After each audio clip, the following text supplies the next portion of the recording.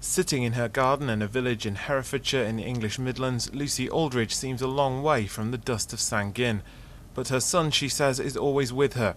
Killed last summer, just 6 weeks after his 18th birthday, Rifleman William Aldridge was the youngest British soldier to have died in the conflict. When she got the news she'd feared, it took her weeks to tell his two brothers, who were just 4 and 5 at the time. They understood William was away doing a very important job in another country, and he was helping a lot of people.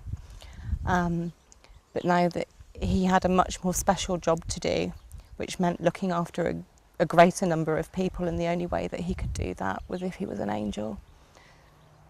So that God had taken to do this really important job.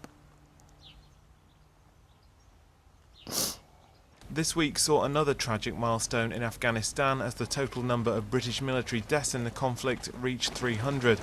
William died near Sangin in a series of bombs that killed 4 other soldiers from 2nd Battalion the Rifles as he tried to save colleagues.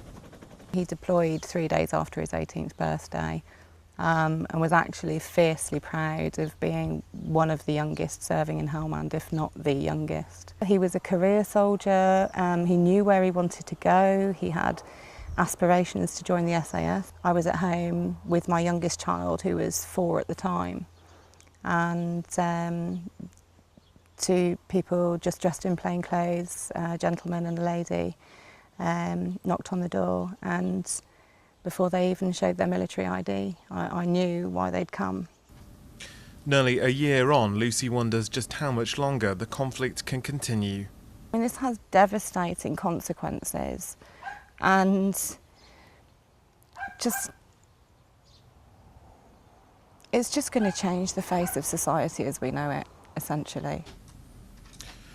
Lucy's now set up a foundation in William's name. The aim's to provide information and support for other military families whose loved ones are injured or killed, and to keep the memory alive of the son she says was her life and her hero.